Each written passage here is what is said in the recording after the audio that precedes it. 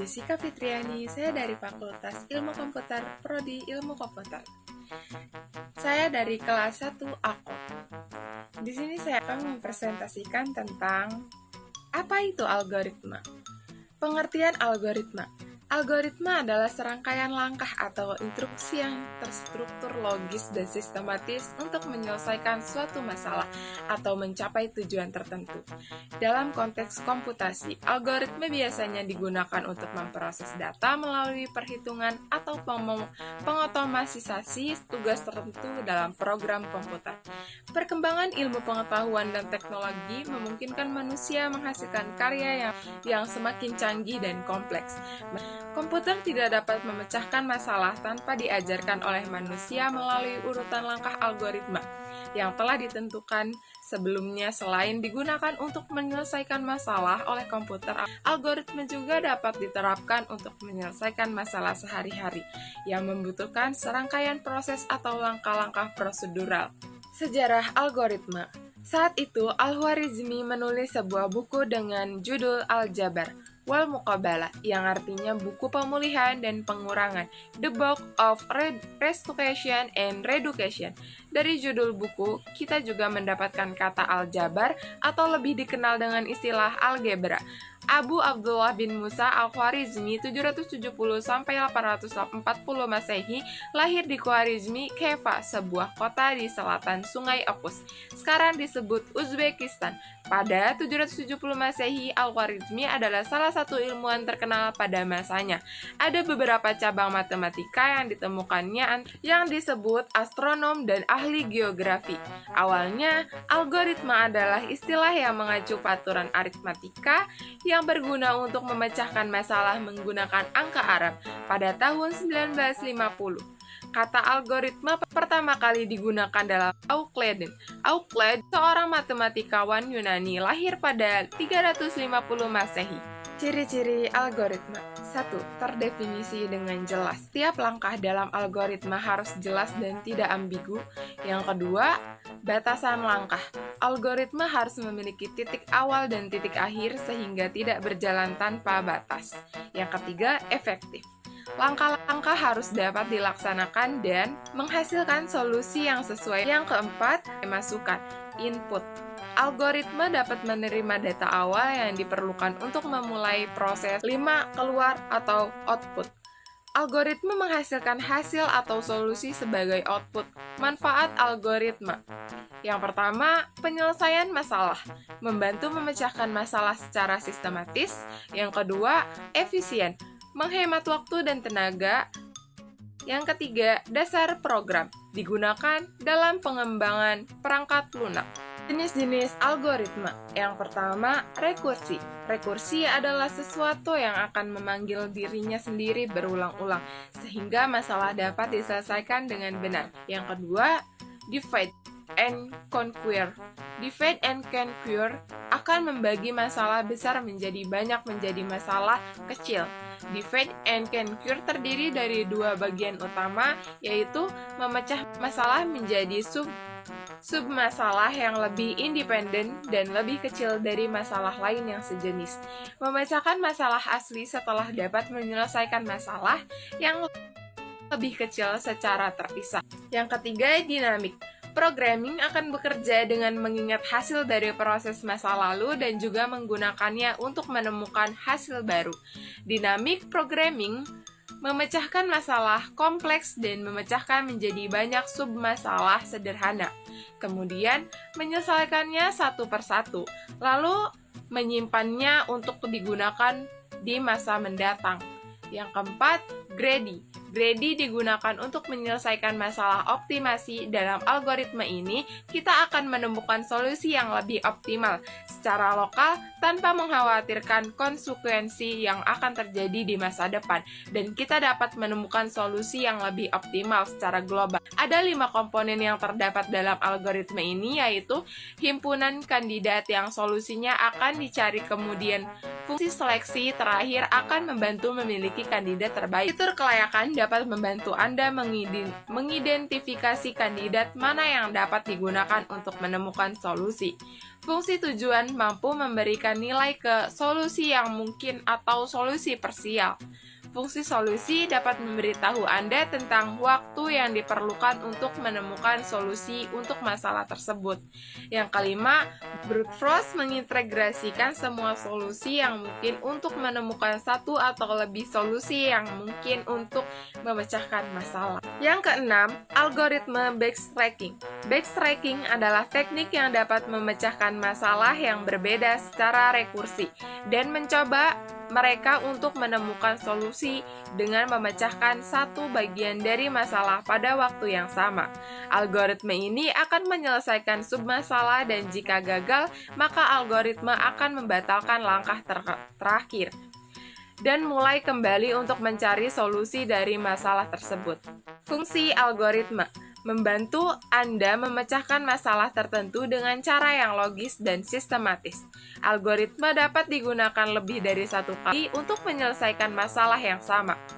Algoritma juga dapat digunakan untuk membantu memecahkan masalah yang kompleks dan lebih sederhana bagi programmer. Algoritma akan memudahkan mereka untuk melacak setiap kesalahan yang muncul, memungkinkan program untuk dengan mudah memodifikasi program tanpa mengubah total algoritma dan tanpa harus mengulang dari awal. Program hanya perlu karakteristik algoritma. Algoritma harus memiliki 5 karakteristik penting yang saling berhubungan. 1. Nantiness. Keterbatasan algoritma harus berhenti setelah mengambil sejumlah langkah yang terbatas, yaitu ada tujuan akhir yang tercapai, sehingga program akan berhenti ketika tujuan akhir telah tercapai. Program yang tidak pernah berhenti menunjukkan bahwa program tersebut mengandung algoritma yang salah. Yang kedua, definiteness. Kepastian. Tiap langkah harus didefinisikan dengan tepat dan tidak ambigu. Ada instruksi yang jelas dan tidak ambigu sehingga tidak ada kesalahan dalam menghasilkan output. Yang ketiga, input, masukan. Input ini adalah masalah yang diketahui dan solusi akan diselidiki. Algoritma tidak memiliki atau input yang merupakan jumlah yang disediakan untuk algoritma untuk diproses. Yang keempat, put atau keluar. Algoritma tidak memiliki atau lebih nilai output. Output ini tentunya harus jadi solusi atau solusi dari satu masalah. Output dapat berupa pesan atau kuantitas yang terkait dengan input. 5. Efektivitasan algoritma harus efisien. Setiap urutan atau langkah harus sesederhana mungkin, sehingga dapat diimplementasikan dalam waktu yang wajar. Tujuan algoritma. Tujuan utama dari algoritma adalah untuk memecahkan masalah dengan cara yang efisien, logis, dan sistematis. Algoritma dapat digunakan untuk menyelesaikan berbagai masalah seperti masalah matematika, logika, dan pemrosesan. Contoh penggunaan algoritma dalam berbagai bidang yaitu dalam matematika, algoritma digunakan untuk memecahkan masalah seperti mencari solusi dalam bidang kesehatan. Algoritma membantu menganalisis data pasien untuk memberikan diagnosis atau rekomendasi. Dalam pengelolaan data yang besar seperti dalam database atau daftar panjang digunakan algoritma sorting. Komponen algoritma. Apa aja sih komponen algoritma itu? Yang pertama ada input data atau informasi yang dibutuhkan algoritma. Yang kedua, proses langkah-langkah logis yang mengelola input menjadi output. Yang ketiga, output, hasil atau solusi dari algoritma. Yang keempat, langkah-langkah instruksi yang harus diikuti secara berurutan. Yang kelima, pengulangan atau looping, kemampuan untuk mengulang langkah-langkah tertentu berulang kali. Yang keenam, pemilihan atau selection, kemampuan untuk memilih tindakan berdasarkan kondisi tertentu. Yang ketujuh, variabel, penyimpanan sementara untuk nilai-nilai yang digunakan dalam algoritma. Contoh algoritma sederhana, apa aja sih contohnya? Yang pertama ada menghitung luas persegi panjang. 1. Berawal dari mulai. Kedua, masukkan panjang P dan lebar L. Ketiga, hitung luas. Luas sama dengan P kali L. Yang keempat, tampilkan hasil. Dan yang kelima, selesai. Untuk di samping saya ini gambar flowchartnya. Contoh algoritma dalam kehidupan sehari-hari. Apa aja sih contohnya? Algoritma mengirim surat. Diawali dengan mulai, yang kedua, tulis surat. Yang ketiga, ambil amplop. Yang keempat, masukkan surat ke dalam amplop. Yang kelima, lem amplop surat. Yang keenam, mengingat alamat. Yang ketujuh, cari alamat. Yang kedelapan, tulis alamat pada amplop. Yang kesembilan, tempelkan perangko. Yang kesepuluh, kirim melalui kantor. Yang kesebelas, selesai. Dan yang di samping saya ini adalah gambar flowchart dari mengirim surat. Yang kedua, algoritma membuat nasi goreng. Yang pertama, siapkan bahan.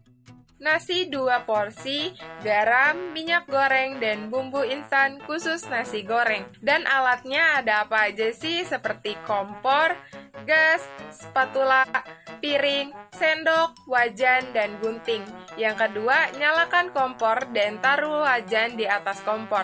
Yang ketiga, masukkan sedikit minyak goreng. Yang keempat, tunggu sampai minyak panas. Yang kelima, jika minyak sudah panas, masukkan nasi sebanyak 2 porsi dan buka kemasan bumbu instan menggunakan gunting. Lalu taburkan bumbu instan ke dalam wajan. Yang keenam, aduk rata nasi dengan bumbu hingga merata dan nasi berubah warna. Yang ketujuh, koreksi rasa. Jika kurang asin, tambahkan sedikit garam. Yang kedelapan, jika nasi sudah matang dan rasa sudah sesuai selera, matikan kompor. Yang kesembilan, siapkan piring. Yang kesepuluh, tuang nasi goreng yang sudah matang ke dalam piring. Yang ke-11, nasi goreng siap dihidangkan. Dan yang di samping saya ini gambar flowchart dari memasak nasi goreng. Algoritma menyeduh kopi. Yang pertama, siapkan bahan kopi bubuk kemasan dan air panas. Dan alat termos, cangkir, gunting, dan sendok. Yang kedua, siapkan cangkir, gunting kopi bubuk kemasan, tuang kopi kemasan ke dalam cangkir.